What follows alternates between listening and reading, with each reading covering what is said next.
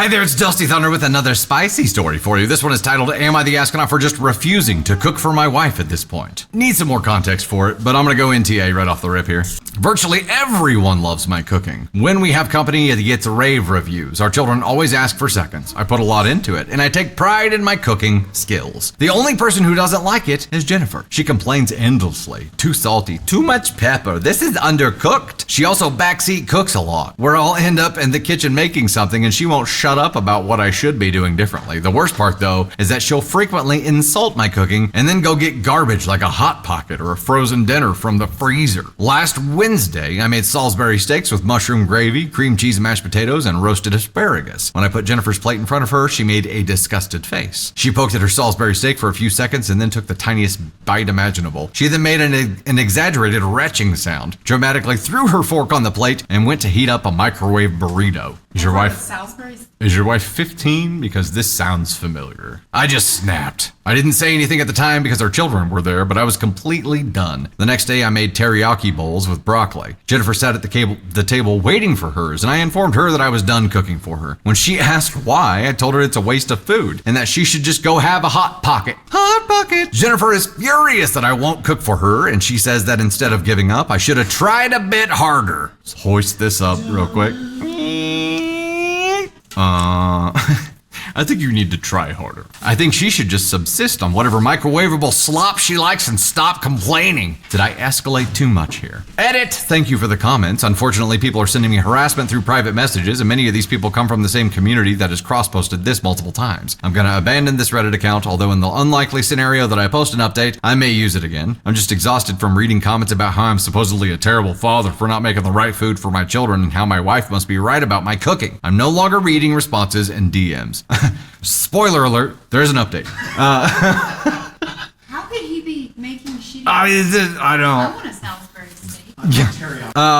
I had a thought here. Like, it'd be interesting to know how old the kids are, because if these really, no matter what the age that the kids are, if they're fine eating it, and your wife is the only person who has a problem with it, like, okay, people have individual tastes. Let's settle that right now. People have individual tastes, and I think when you get married or when you enter a relationship where you want to do life with that person, learning that person's taste is important, because there are certain things that Candy Thunder and I will do if we're preparing food for each other a little bit differently than maybe everybody else's, because maybe since like post-COVID, Candy Thunder can't stand the taste of XYZ, right? I think you adhere to your partner's preferences because you want them to enjoy it, right? But to be backseat cooking the whole time, to just constantly criticize, to just poke at it, make disgusted faces, go get a freaking Hot Pocket instead. Like, these are shitty teenager petty actions, right? This is pettiness that she's approaching this with.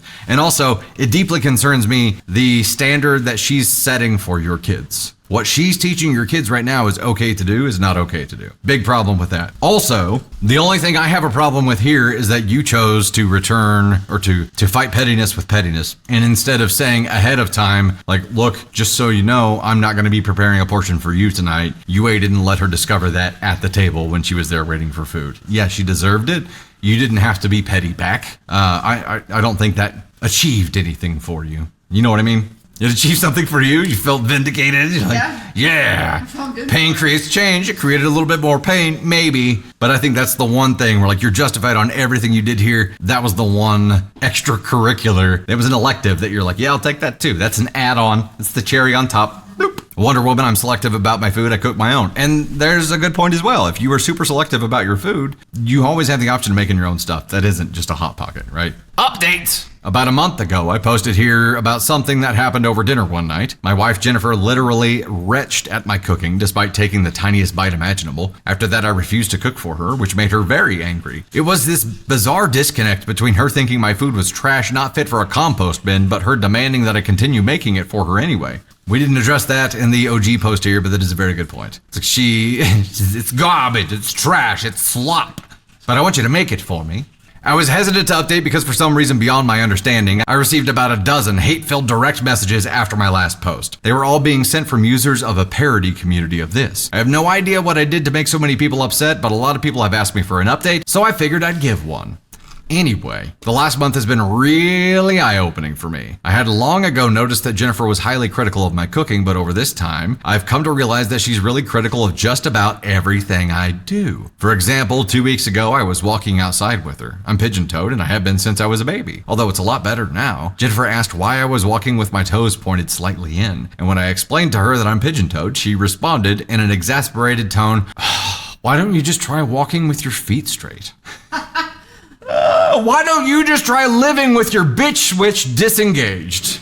Yes, thank you. My literal bone issue was just magically cured by your advice. I never realized that the problem to something I've suffered from for nearly 40 years was staring me right in the face. At least now I know if I ever get cancer, I can just get rid of it by deciding not to have it. You see, I never really noticed how critical she is towards me on virtually everything I do. She's just more forward about my cooking. For example, when she walks into my home office, she always crunches up her face in this really displeased way. I don't think she likes the interior, which I designed, because she wants nothing but white and gray in every room in the house. Whenever I try to do the laundry, she'll hear me open the washing machine door and beeline over to backseat me through the whole process. This is coming from a woman who once ruined a $1,500 suit of mine because she thought bleach would be the perfect stain remover, by the way. When I was explaining an issue I had with my colleague to her, she took my colleague's side despite her being objectively in the wrong from an industry standpoint. My wife was adamant though. I must have been the one to screw things up. I'm honestly just exhausted. The criticism of my cooking was the worst, yes, but it really just overshadowed everything else she always found at fault with me on. I tried to have a conversation with her, and naturally she denied doing anything of the sort. Denied ever being rude to me and even denied retching at my food. She actually tried to gaslight me here. She kept asking me questions like, when did I do that? Tell me the date. And then she called me a hypocrite for being critical of her, hijacked the conversation, and eventually stonewalled me. I've come to the realization that I really don't like my wife anymore. She's just a negative person. It makes me sad, but in the next few days, I'm gonna ask for a divorce. She's not gonna like it, but I've come to realize that when she walks into a room that I'm in,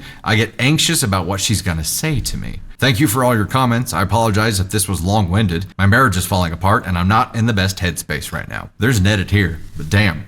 Being critical. It's emotional abuse. Yeah. Belittling him. And again, like we have to put this through the filter of why is she the way she is, and why is she the way that she is? And I don't think it's a stretch to assume that she was brought up with a hypercritical parent. Not that it makes it okay, but it provides some context to it. And if she's not willing to address it and try to improve upon that, I think OP is just the punching bag right now for everything. And yeah, that's emotional abuse. And that is something that I don't think anybody can withstand, not without just completely caving. And a lot of people in this relationship, in this type of relationship, because it's out there, of course it's out there. This is a really common thing for somebody to have been brought up with a hypercritical parent and then start treating their spouse like this and not be able to get themselves out of it. I think you just get stuck, right? And they think this is what they deserve, and then they're unhappy, and then they resent them, and then eventually they're indifferent, and that's when things end. He's indifferent now. You think he's at the indifference phase, Tater?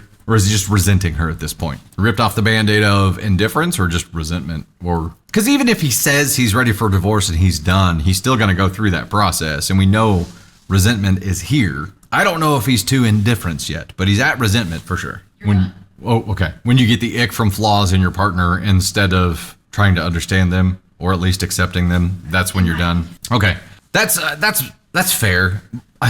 Maybe it's a lot easier to get to that point because the icks that you're noticing are the icks that do you harm, right? It's an ick because she's on attack. She's criticizing you. You're the one that pays for this, so it's a lot easier to get there. Hard to come back from there, yeah.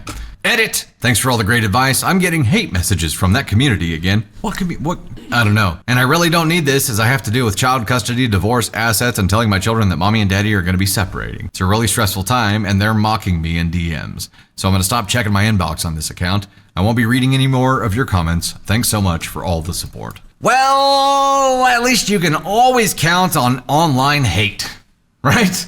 Like, it's got to be one of the most powerful and consistent forces in the universe. Online haters. Like, they're always going to be there. You just accept that. I feel really bad for OP.